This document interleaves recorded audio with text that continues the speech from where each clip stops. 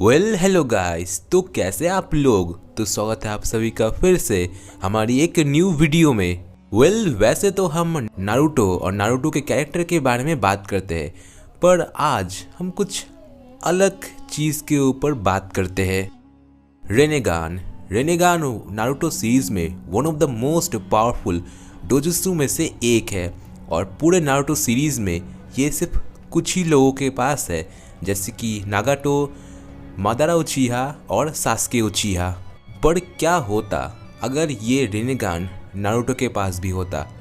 तो आज हम इसी के बारे में बात करने वाले हैं कि अगर नारुतो के पास रेनेगान होता तो हमें सीरीज में क्या कुछ अलग देखने को मिल सकता था। वीडियो बहुत ही इंटरेस्टिंग होने वाली है, शुरू से लेकर एंड तक जरूर देखना। वीडियो पसंद आए तो वीडियो को लाइक कर देना, और चैनल पर पहली बार आए हो तो जरूर से सब्सक्राइब कर लेना। विदाउट वेस्टिंग टाइम चलिए अपनी वीडियो को शुरू करते हैं। Let's begin. इमेजिन करो, जब नारुतो एक छोटा बच्चा था तब उसके अंदर कुरामा और उसका कुरामा का चक्र था। तभी एक अनोखी चीज़ उसके साथ होती है। एक दिन जब नारुतो के चाइल्डहुड स्ट्रगल चल रहे थे, उसके अंदर एक दिन एक अजीब सी एनर्जी जाग रही थी। उस दिन जब इरुका सेंसेई ने नारुतो को एक बार फिर समझाया कि वो एक निंजा के क्वालिटीज़ में अडॉप्ट करे, तभी नारुतो के आंखों में एक अजीब सी चमक आई, और वो चमक थी रेनेगान की। पहले तो नारुतो को ये समझ नहीं आया कि ये क्या हो रहा है, लेकिन उसके आसपास के लोग जैसे कि इरुका सेंसेई और थर्ड होकागे बिल्कुल ही शॉक थे, क्योंकि रेनेगान एक ऐसी डोजुत्सु है जो पहले सिर्फ sage of the six path और मादारा उचिहा और नागाटो के पास था। नारुतो के लिए ये एक नया सफ़र था। नारुतो जो पहले एक हाइपर एक्टिव और एक स्टार बोर्न निंजा था जिसके पास कुरामा का चक्र था, पर अब रेनेगान के साथ वो पहले से और भी ज़्यादा पावरफुल लग रहा है। नारुतो ने नए मोटिवेशन के साथ ट्रेनिंग शुरू की, और उसका पहला गोल था रेनेगान के बेसिक एबिलिटीज़ को समझना। और धीरे धीरे उसे ये समझ आया कि ये पावर सिर्फ एक हथियार नहीं है, बल्कि एक जिम्मेदारी है। Sage of the six path की टेक्निक को फॉलो करते हुए उसने अपने अंदर एक बैलेंस को क्रिएट किया। चुनिन एग्ज़ाम से नई शुरुआत। चुनिन एग्ज़ाम के दौरान जब नारुतो का पहला सामना नेजी के साथ हुआ, तभी रेनेगान की असली ताकत सामने आई।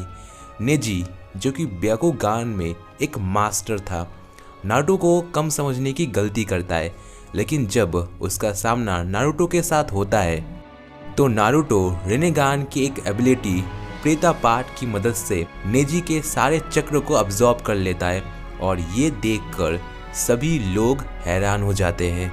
नारुतो ने सिर्फ नेजी को हराया नहीं, बल्कि उसे एक इम्पॉर्टेंट लेसन भी दिया, जो कि हमें नॉर्मली एपिसोड के अंदर ही देखने को मिल चुका है।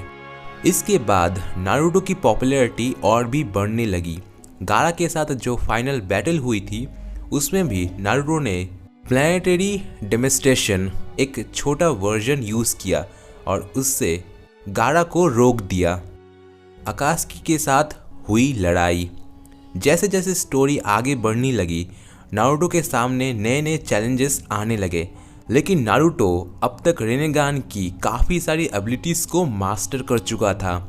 जब पेन जो खुद एक रेनेगान यूज़र था, उसका सामना नारुतो से हुआ तो एक धमाकेदार बैटल हुई। नारुतो ने पेन को हराने के लिए सिर्फ ब्रूटल फोर्स यूज़ नहीं किया, बल्कि अपने दिमाग और रेनेगान की पावर का भी इस्तेमाल किया। जब पेन ने चिकाकू टेंसे का यूज़ किया, तब नारुतो ने कुछ नया ट्राई किया, और वो था सिक्स पाथ सेज मोड। इस सेज मोड के साथ उसने इस मूव का काउंटर किया, और इसके बाद क्या क्या हुआ वो सब हम पहले से ही एनिमे में देख चुके हैं, जहाँ पर नारुतो नागाटो के पास जाता है और उसे समझाता है, जिसके बाद नागाटो रीबर्थ सेल का इस्तेमाल करते हुए खुद को सैक्रिफाइस कर लेता है। सास्के के साथ राइवलरी।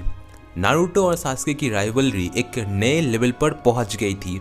सास्के जो पहले से ही शारिंगान और अपने मांगेकुर शारिंगान की वजह से पहले ही बहुत ही ज़्यादा पावरफुल बन चुका था। इस वक्त पर जब उसने देखा कि नारुतो के पास रेनेगान है, ये देखकर सास्के और भी ज़्यादा उतावला हो गया नारुतो के साथ लड़ने के लिए। जिसके बाद फाइनल वैली में दोनों के बीच एक एपिक फाइट हुई, जिसमें नारुतो ने आउटर पाथ का इस्तेमाल करके सास्के के कई सारे मूव्स को ब्लॉक कर दिया। लेकिन ये राइवलरी सिर्फ लड़ाई तक सीमित नहीं थी। सास्के ने नारुतो को चैलेंज किया कि अगर वो रेनेगान के पावर का सही इस्तेमाल करे तो वो दोनों मिलकर पूरे शिनोबी वर्ल्ड को एक नए राह पर पहुंचा सकते हैं। सास्के के इस ऑफर को सुनने के बाद नारुतो अब कंफ्यूज हो चुका था। फोर्थ ग्रेट निंजा वॉर के दौरान जब मादारा उचिहा और ओबिटो ने अपने प्लान्स को एग्जीक्यूट किया, तब नारुतो के रेनेगान एक गेम चेंजर साबित हुआ। जब मादारा ने इन्फिनिट सुकुयोमी का प्लान किया, तब नारुतो और सास्के ने मिलकर मादारा का सामना किया।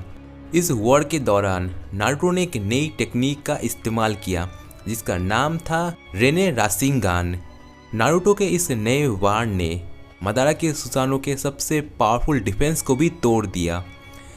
लड़ाई खत्म होने के बाद नारुतो पूरे वर्ल्ड में एक हीरो की तरह फेमस हो गया। जब नारुतो बना शांति स्थापक, वॉर के बाद नारुतो ने रेनेगान की एबिलिटीज़ का सिर्फ लड़ाई में इस्तेमाल नहीं किया, बल्कि शांति को लाने के लिए भी किया। उसने आउटर पाथ की मदद से ऐसे कई सारे निंजास को वापस से जिंदा किया जो कि लड़ाई के दौरान मारे गए थे। और अब नारुतो सिर्फ अपने विलेज में नहीं बल्कि पूरी दुनिया में एक हीरो बन चुका था, जो सिर्फ अपने पावर के लिए नहीं बल्कि अपने आइडल्स के लिए भी जाना जाता था। नारुतो का सफ़र एक ऐसे बच्चे की तरह हुआ जिसका बचपन में सपना था एक दिन होकागे बनना, और रेनेगान की पावर ने उसकी ज़िंदगी में एक बहुत ही इम्पोर्टेंट हिस्सा लिया। इस पावर ने सिर्फ उसे स्ट्रॉन्ग नहीं बनाया बल्कि उसे एक अच्छा इंसान भी बनाया जो दुनिया में शांति लाना चाहता था। वैसे तो ये एक इमेजिनेशन की कहानी थी, पर आपको क्या लगता है कि अगर नारुतो के पास सचमुच रेनेगान होती तो हमें क्या कुछ देखने को मिल सकता था? आप लोग अपने थॉट्स कमेंट करके ज़रूर बताइएगा।